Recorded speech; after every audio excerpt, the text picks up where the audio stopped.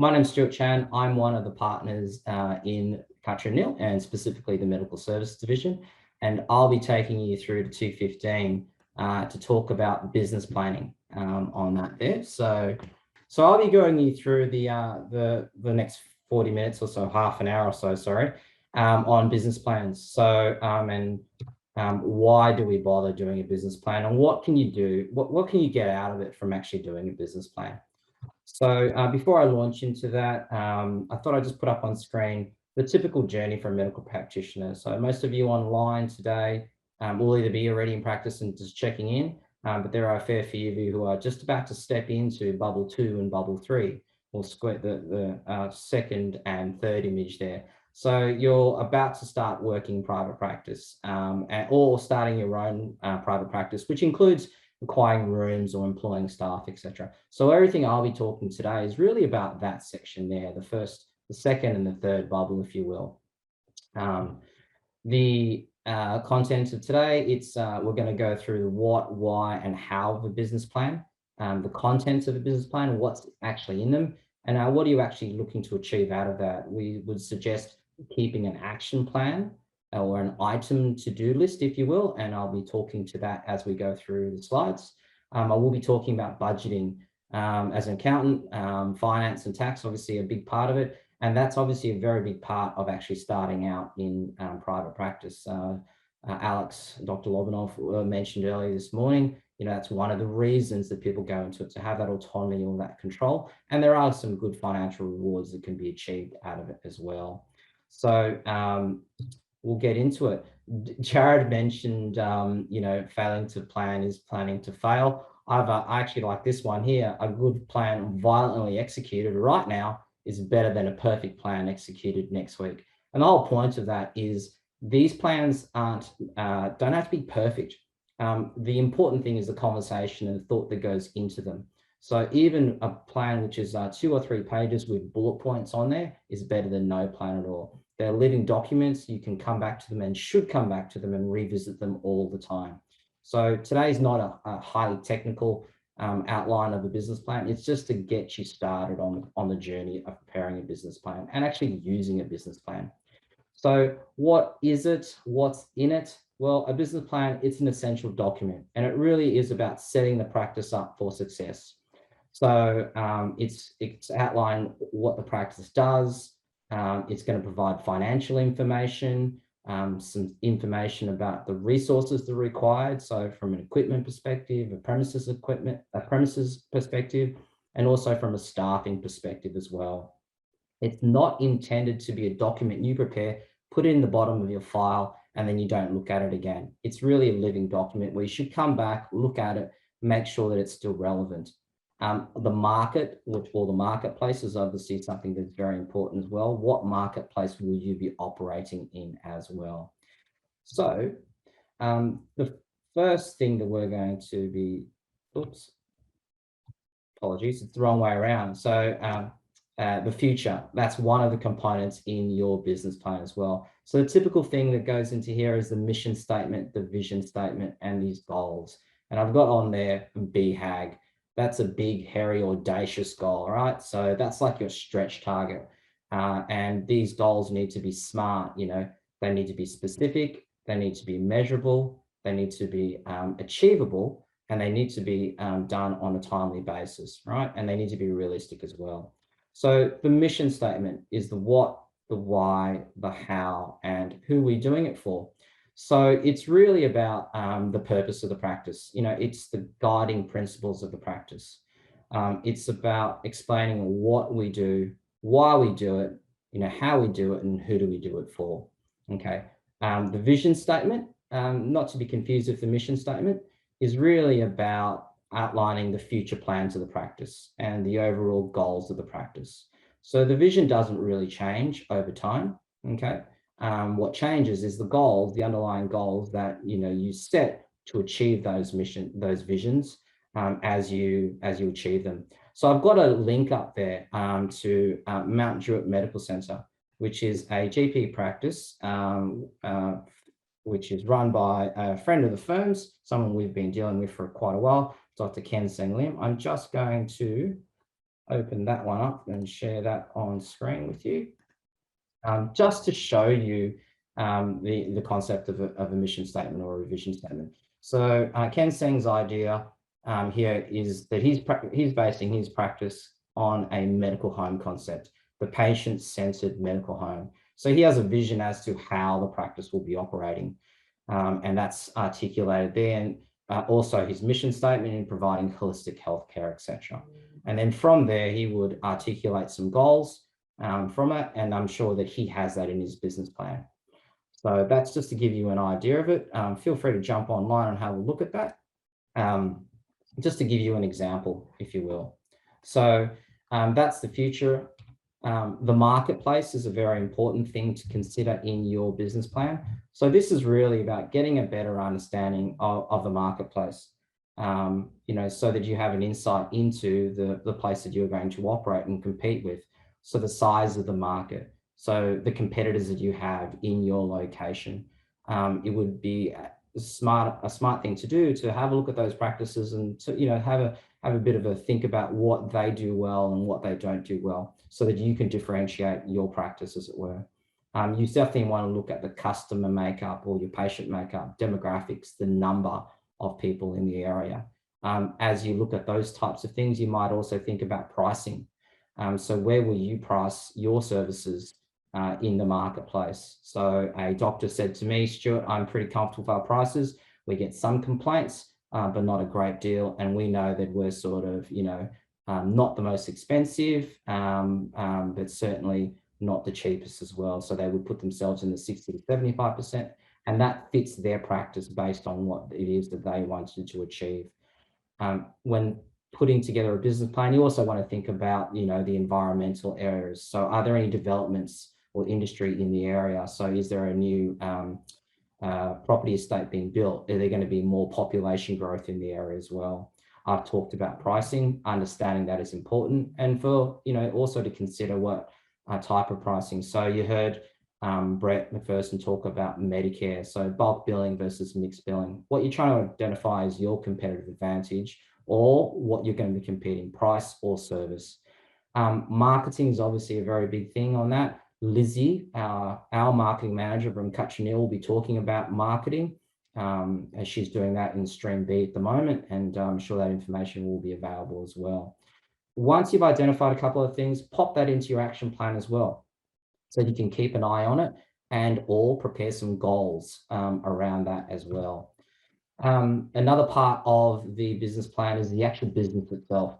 So what kind of structure are we going to be operating in? So Jared spent some time this morning with you all talking about service trusts, sole traders, companies, etc. You've got to pick the structure that is most appropriate for you in terms of the practice that you're establishing now, and also where does the practice want to go. So if you're thinking about introducing partners, you've got to pick a structure that will be flexible enough to accommodate that as well. Certainly want to think about the operational levels, operational concerns, accounting systems. So Sarah just spoke about Xero. We're big fans of Xero. It really is an easy system to use and provides a lot of efficiency. But you also want to think about your other systems, so your patient system. So what sort of program are you going to use there? And there's lots of different providers out there in the marketplace. You want to make sure that you're picking one that fits your practice. Obviously, there are players in each of the areas, GPs versus specialists as well. But ask around: are the reports that they generate easy to use, and will they be able to allow you? Do they have analytical reports which allow you to try and improve the practice performance as well? Your physical premises and the locations, so access to public transport, parking are very important things. What equipment do you need in your practice as well? You should list that out. So, when you start out, you'd love to have everything, but, you have to pay for that as well, and you may not be in a position to be able to do that. We'll talk a little bit about funding later on as well. You want to think about the staffing levels as well, which is the HR or the organizational chart of things. Who are you going to engage to do things from you? How many receptions do you need? Is it one full-timer, or is it two full-time? Is it two part-timers as well? Will you be engaging a practice manager? So we have Kathy Bainey, AAPM, talking in Stream B about the importance of a practice manager, and getting the assistance of someone experienced like that. is very important, something we'd encourage our clients to do as well. Legal considerations. So you had Julian from Spark Helmore, and you'll have Seamus after me talking about very important legal aspects. So employment aspects and also important documentation that you need to have.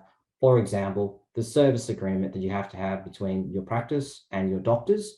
And if you're the only doctor and then you're going to set up a practice using a trust, you should also have an agreement like that as well. Risk management. So we've got Brad and Andrew Harrison speaking later this afternoon on risk mitigation. So, public liability, those sorts of things. You do need to have that in mind as well. So after you've thought about that, had a conversation with, stakeholders, the practice manager, for example, you might want to write down or add some items to your action plan, and they will be there for you to consider going forward. There are some more things in relation to the business plan on the business aspect of it as well. You want to think about your technology stack as well. What type of technology? So we've talked about using Xero, and there's some smarts in that as well. But what sort of internet connectivity? I mean, telehealth, COVID's, forced a lot of practices to change the way that they practice. So your technology stack is quite important. Something as simple as your telephone system. Can you do all of that remotely? And do you have enough telephone lines to start off with in the first place? Banking arrangements. So there was mention of in Brett McPherson's conversation about, do we have one bank account or two bank accounts? Do we collect the doctor's monies, take a service fee, and then transfer the money across, which would require two bank accounts? Or are we going to just operate with the one? Obviously, that depends upon the structure that you're going to utilize as well. So banking arrangements are important. Safety protocols, obviously COVID has highlighted the importance of all of that and following procedures, and is certainly going to be an issue going forward as well. Capacity, so that's an area that we focus on. So, and that's going to come into the financial aspects once I start to talk about that for the business plan. So the number of rooms that you're going to have in your practice, the number of doctors that you're going to start off with, and how many do you want to have eventually as well, is very important, and the type of services. So will you introduce other complementary services? So will you have allied health operating in your practice as well to utilize some of that excess capacity that you might have? It's about thinking about these things in advance so that you can actually put a strategy in place to address them if they are important. Your business plan will have lots of different things in them. So the idea is to prioritize the most important ones to get the practice up and operational off the ground. So the last part of the business plan that I'll be talking about is the financial. But one of the things that a handy tool that we would suggest you use is a SWOT analysis as you start to prepare the business plan. So a SWOT analysis is a strength, weaknesses, opportunities, and threat review. And you might undertake a SWOT analysis in 4 particular areas. So you might want to undertake a SWOT analysis in terms of the expense side of things as well, which is I'll speak about a little bit later on. You might look at the staff and procedural side of the practice as well, patient and consult side, or finally the referrals and the profiles. So where are your patients going to be coming from? And the idea is to critically analyze the practice as you see it going into the planning stage. And also, for those of you already in practice, well, what is it that we do well? So just up there, I've got just a simple example of a practice. If they're going to do a SWOT analysis, their strength might be that they've got a great reputation. Their location is fantastic in terms of access to public transport and parking. A weakness might be that because they're so centrally located for parking and public transport, that the cost of the rent is expensive as well. They might need a lot of equipment, which means high upfront capital costs, as it were. And maybe inexperience in running a practice, which is probably going to be a bit of a weakness for many people who are setting up on their own, who may not have had the experience of working in other practices for a while and trying to glean all of that good information and seeing what other practices do well and taking that with them. Threats to the practice. There might be in the area that you're setting up already practices operating in there, well-established practices. A threat might be, and we're doing this for a client of ours right now, is that they can only afford a certain amount of space right now. So the threat will be that if things go the way they do, then they may not have enough room to introduce doctor number 2 and doctor number 3 into the practice.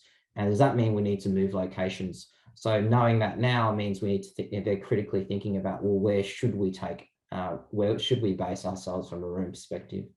Looking at the opportunities. Again, talking about rooms, we have to lease, but is there an opportunity to purchase that? So we've often put options to purchase property in the lease agreements that we're executing if we can get a landlord that's happy to do that. Because if the practice takes off the way that your business plan is designing it to do so, you may not want to go through the hassle of moving locations. There might be developments in the area which mean you can have increased traffic flow. So there may be some opportunities to the practice in that regard. So SWOT analysis are very handy tools in that regard. So the finance side of things, as it were. So this is the accounting, the tax side of things now. So things to consider: startup costs. So what are you going to incur up front in setting up the practice? In addition to startup costs, though, you also have to think about what the recurring costs are of the practice. You want to think about the funding. Do you have enough money, or can you borrow enough money to set the practice up in the first instance? So, and how are you going to do that? Are you going to be using savings? Will you be drawing down on the equity that you have in your home that you've built up? Or would you be borrowing, because you can borrow, to purchase the equipment and also fit out the rooms, etc. And maybe even borrowing to have some working capital. So you've got a lump sum amount of money to use whilst cash flow is a bit slow in the initial stages of starting up your private practice. We're going to be thinking about a budget, a time budget, which I'll go through in a little bit more detail, and also a revenue or an overhead budget as well. So overheads being the expense side of things, as it were. So in the business plan, you really should have a draft profit and loss statement as to what you think the scenario will look like. Okay, so there's a distinction between the funding and how much money you spend up front versus the items in the profit and loss statement. So the profit and loss statement are the recurring expenses that go out and the recurring incomes that come through. The upfront setup costs, which are the funding ones, they're not necessarily tax deductible. So they may not necessarily show up in your profit and loss statement, but you still need cash to actually do that, which is a good way to explain the difference between a cash flow and a profit and loss statement. Okay, so cash is not the same. The net cash flow is not necessarily the same as the net profit in your financial statements as well. I'm going to talk a little bit about the tax and compliance side of things, because as you step into private practice and setting up your own rooms, if you haven't already been doing a BAS, you'll need to do a BAS. And for those of you who have been doing BASs, you'll definitely need to do a BAS, which is a business activity statement for your practice. And let's assume that you're going to do that through a trust structure. So you'll be doing 2 BASs, and there will be new terms and new items included in that business activity statement. For example, withholding tax, pay as you go withholding, and GST. Whilst you might be dealing with some of that in your sole trader return, you'll have to do that in the practice business activity statement return as well. I'll talk a bit about Cutcher's 4 ways to grow to give you a formula to consider your practice and how you might be able to take the practice to the next level after you've started off. So as we go through those, we again encourage you to add items to your action plan. Okay, what I've got up on screen is a template from business.gov.au. So as I said earlier, the business plan doesn't, it's a starting document. So don't worry about it being a pristine looking document. It's actually a living, working document. So, it doesn't have to be this beautiful manuscript. You don't have to write a huge history of everything. So this simple template comes off the business.gov.au, and they've got a bunch of useful templates on there. So I encourage you to jump online and have a look at that. So it's actually pretty good because it's got all the startup costs there as an example. So, the questions that you've got to ask, well, what are the registration details? Do I need a domain name for the IT? What license do I need? So you're going to have to purchase licenses for the medical software that you're going to use. If you're going to use Xero, there's going to be a monthly cost, and there might be an upfront cost to get the file set up as well. Are there membership fees that you need to incur, legal and accounting fees to set up the structures? So they would be incorporated into your upfront costs. Some of it would be deductible outright. Some of it would be carried forward as a capital item as well. Internet connections, training of staff. So how are you going to employ the staff? Who's going to recruit them? And how do you train them, as it were? Wages, you need to think about, well, what's the going rate for the staff that I want to employ? Okay, there are resources out there. It's often a smart thing to engage the services of a practice management consultant initially, just to help you set things up. They don't have to stay around forever to manage practice. They can just get you up on your feet. Insurances, we'll talk about those insurance details this afternoon with Andrew Harrison, but building insurance, professional indemnity insurance, etc. Stationery that you need and the systems, marketing campaigns, all of those things. So it's a really good handy checklist there. Your plant and equipment, think about how many computers, desks, etc. you need. So don't fall into the trap. If you've got a practice where you're going to set up 3 rooms, you may not need 3 computers straight up. Maybe you can buy those additional computers at a later stage, which was exactly what we did for a client. Because they were setting up a 10 consulting room practice. So they didn't want to have to go and buy the infrastructure for 10 or the equipment for 10, for the 10 rooms immediately. So once you've identified, the upfront stuff that you need, you then need to think about the funding of it as well. So the banks are quite willing to lend you money for the establishment of medical practices. So Dean had talked a little bit earlier, Dean Menzies, in terms of goodwill lending, equipment lending, etc. So a couple of things I want to point out to you though. So you might think about borrowing money for the rooms, so the purchase, which I'm not going to really talk about. Dean spoke about that, but certainly equipment and fit out. So there's lots of different types of funding facilities you can achieve. The 2 most common ones are a chattel mortgage. Think chattel mortgage. Mortgage means I have to, like it's a home loan, so that means ownership. So chattel mortgages are typically what we put in play for our equipment purchases. But in relation to the fit out, do I want to own the fit out the same way that I own equipment? And the answer is maybe not. What we tend to do is we tend to rent or lease our fit out if we can structure that with the banks, as it were, because a rental amount is immediately tax deductible. Okay, whereas if I own the fit out, what I get a tax deduction for, or what the practice gets a tax deduction for, is the interest on the fit out loan, right, or the loan itself, and also depreciation on the asset. So the asset in this situation is fit out.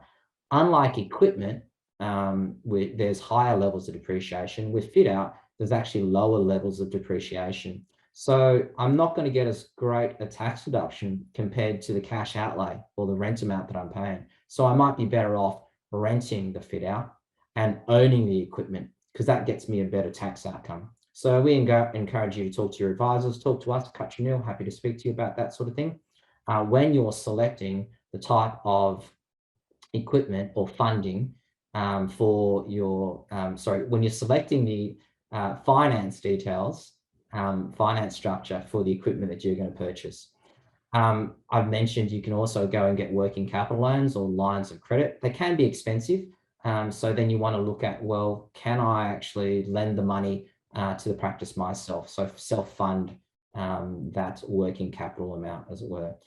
Cars, if you have to have a car in the practice, and think about whether you really need that or not. Most medical practices don't need that. It's typically a doctor's expense, and home finance, etc., has been spoken about in terms of good debt, bad debt. So I've got, good HDL versus LDL, as opposed to Jared's, avocados and French fries.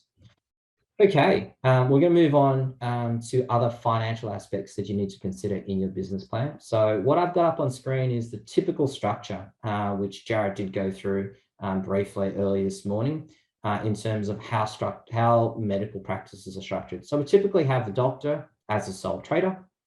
Okay, we'll have the practice run via a service entity. So that could be a trust or a company. Okay. So they're the 2 entities that we need to think about as we do our business planning. Just to complete the picture, the service entity, if it was a trust, the idea would be that we would be distributing or splitting income from the doctor's name, who's on the 47% tax rate, moving it across the practice, which is the entity in the middle, the service entity, the medical practice. And with careful planning, hence the business plan, if we make a profit, that profit can fall down to, if it's a trust, beneficiaries of the trust. If it's a unit trust, it would be the unit holder. If that service entity that you selected structure was a company, then you could pay a dividend out to the shareholders of the company. Okay. The right-hand side of the page there is, a self-managed super fund, which is probably further down the trail in private practice, where you want to own your own medical rooms. But we're talking about a business plan, which is about the future as well. So if that's a possibility, you should think about that in your business plan. Maybe add that as a bullet point, but maybe there aren't any specific goals or objectives that we need to put around that, or strategies just yet, but it's there for us to keep attention on. Now, the reason I point that structure out to you is so that you need to know that as we go into the next phase of the planning, which is preparing a budget. Okay, because you don't want to just budget for the medical practice, which is the service entity in the middle, because the service entity receives its income from the doctors. So you really need to be thinking about a budget or a plan for the doctors. And that typically is you when you first start out with, and if you're going to set up a similar structure. So what we encourage our clients to do is think about a revenue budget or a time budget. So the income of the practice is derived from the doctor. So we need to know what activities the doctor is going to undertake to generate gross income, because we can only get a service fee from the doctor, thinking about a percentage methodology where a doctor will pay, let's say, 40% across to the practice. So you need to know what the doctor's gross billings are going to be, so that you know how much that is, so you can take 40% of that across to your practice as well. So we do a revenue or a time budget at the doctor level. Okay, so there's a simple example where we've got, on a month-by-month basis, we have a look at the number of working days that are available. We would deduct public holidays or annual leave days. Not that there's very much annual leave at the moment going on, but there will be, given things are opening up for us. That'll determine the available number of days that the doctor is available to work in the practice. Okay, then we add in some metrics. So what's the average consult time if it's a physician type doctor? What's the average fee per consultation? How many consultations are there going to be in that month, using some simple maths, as it were? And then that will apply a productivity number. So 90% is what I've got there. Work out how many hours a day the doctor will be in the practice. And that gives us a budgeted gross fee number. Okay, so for the July 21, you can see the budgeted gross fee number is $32,085. It doesn't have to be perfect, so don't agonize over average consult time or average consult fee, etc. Just put something into play, something realistic, of course. So that'll just give us the monthly gross fee amount, and you do that for every month. That'll determine how much income the doctor has, and then we're entitled to a percentage of that. Now, that flows into the budget for the practice, if you will, which leads us into the practice's budget. So we've got the doctor's gross income. We take a percentage of that. That's the income for the practice, as it were. Okay, that's the revenue budget for the practice. Then we need to do an overhead budget or an expense budget for the practice as well. So what we've got on screen is just a typical practice that we have here at Cutcher Neale. You might note that we've actually broken those expenses into categories. And we do that so that it makes our life easy in our conversations with our clients. And that's something we'd encourage you to do as well. Put them into categories that make sense for you, because it has to be it's going to be tailored for each practice. Okay. So again, doing a budget there for every month, just put in what you think the expenses are going to be into the relevant categories, if you will. And a very important thing is that just put something down, just do an estimate, okay, of what you've got. You do want to split it by month, because in a yearly budget, unless it doesn't provide that much information, because we would be encouraging you to compare your actual results against your budgeted results on a fairly regular basis. Okay. When you're preparing those budgets, you've got to think about the information you're putting into it, because if you don't put in quality information, then your budget's not going to be particularly useful. So if you're going to be considering you're in startup phase, you may not have as many expenses in the earlier phases of the setup. So think about the categories of information that are going into the budget and make sure they're realistic. The 4 categories that we've broken our expenses up into are the patient expenses, the administration, employment costs, so salary and wages, superannuation, etc., and premises and equipment. And we track that on a regular basis. So it might be quarterly with the business activity statement. And the idea is just to look at the broad category of expenses rather than looking at every single line item. So this is going into the reporting side of the budget, if you will. So we have rearranged our profit and loss statement to make it simpler for use in monitoring your business plan. Xero. So Sarah spoke a bit about Xero. One thing she didn't mention about Xero was that Xero has a really simple budgeting module that you can use. So we'd encourage you to use this as well. So I've got some screenshots, snapshots up on screen as well, where Xero can have a month-by-month budget. And that just gives you an example of it. It's actually a very easy module to use. So what happens is you can actually use, for those of you who are already using Xero, so you don't have to do the budget right at the beginning. If you've already started in practice, you can actually, and you're in Xero already, and this holds true for many of the other accounting programs as well, but I'm just talking about Xero by way of example. You can actually start your budget now. So let's say you started private practice in July. You've got July, August, and September data in play. You can actually use Xero. It'll pull up July, August, and September actual information that you've got organized in there. And then you can actually just take those numbers and apply them for the remaining months, as you can see on screen. And they make it quite easy. Apply a fixed amount across each of the months, or you can go and adjust those amounts manually. You can even go and adjust those amounts by a set percentage so that they try and make that process nice and easy for you. I am running behind on time, 2:15. I just didn't realize that. You can have, you can actually extract the budget as well from Excel. Extract a budget from Xero, put it into Excel, type all the numbers into Excel, then re-import it back in as well. So again, Xero makes your life easy in preparing a budget, because that's probably the biggest stumbling block with preparing a budget, how difficult it can be. Xero sort of removes that, that stumbling block. You can also have multiple budgets. So you might have a big, hairy, audacious budget, and then you might have a stretch or a more realistic budget as well. Okay, I'm going to wrap it up pretty quickly. An action plan. So as we went through the components of a business plan, and as you have a conversation around them, we recommended that you put down some action point items, as it were. So here's an example of one that we use, where you just put down what the task is. Importantly, you have to allocate it to someone, and you have to give it some time frame as well. Okay. By way of example, for one of our clients setting up a practice, we need to pick a software provider. So the practice management consultant's been engaged to do that. There's a time frame that we're going to make sure that we've selected that in the next fortnight, which was the 1st of September through to the 15th of September. Fit out. Joel is going to be talking about fit out. I think he's talking about that in stream B at the moment. Have we got a bunch of quotes? Okay, who's organizing that? Do we actually have a plan in play about what the rooms look like?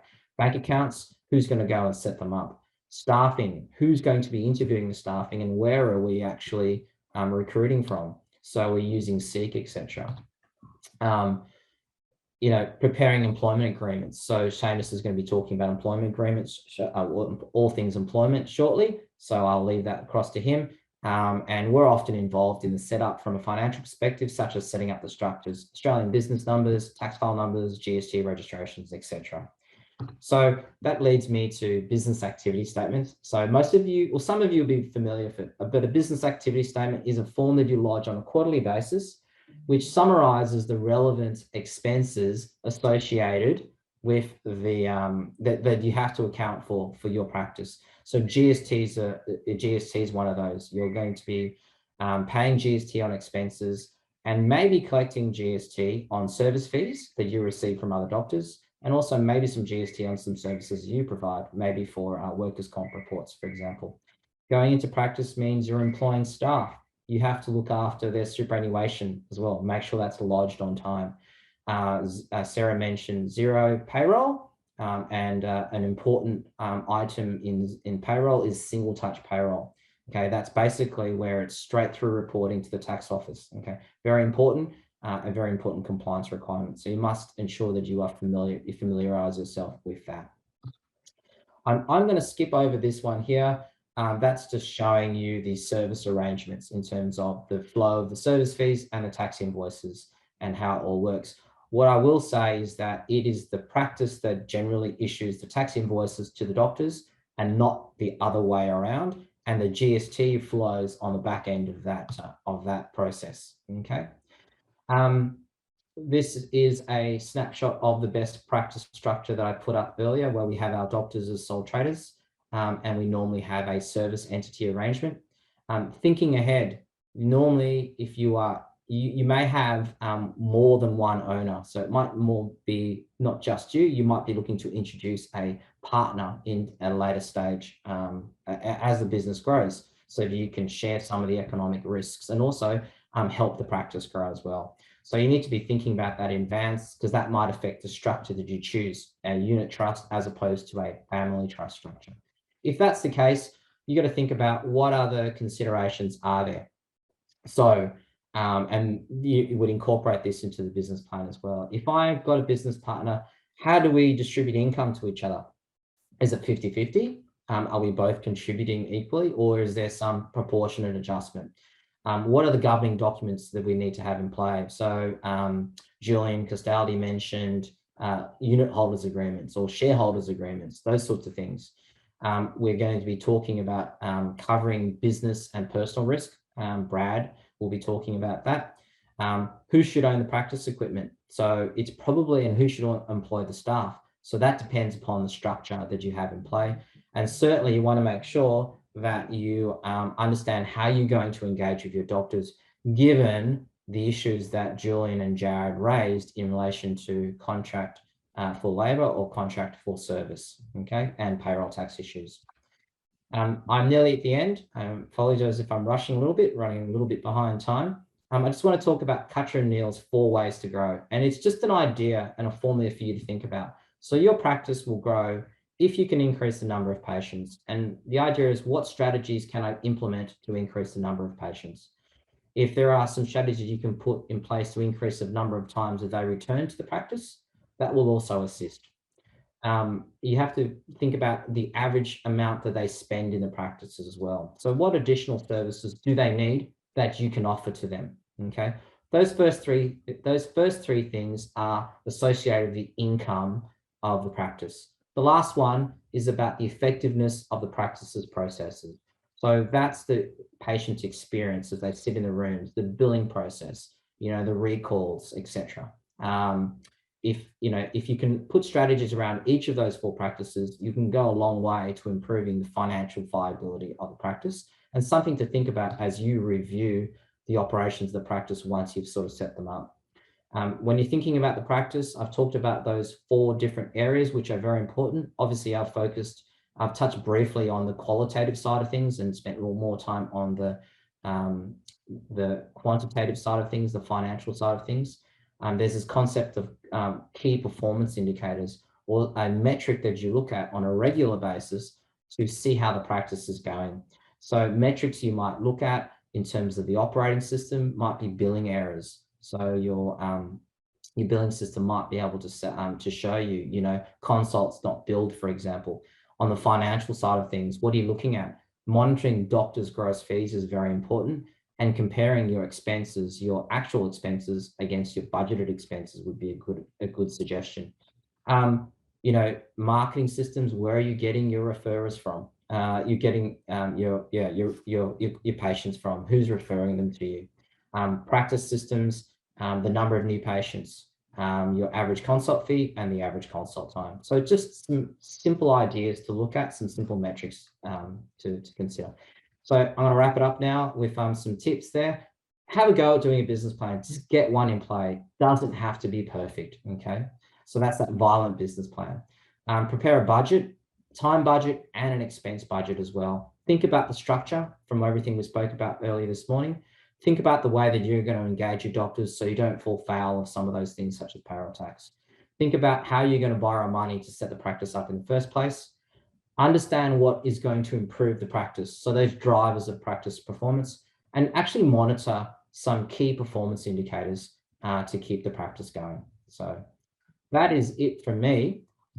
I am going to be handing over to Seamus. There's probably not enough time for any questions at the moment, but we're going to be around to take questions later on. Feel free to put any questions into the question and answer box, and I will get to those online as I can.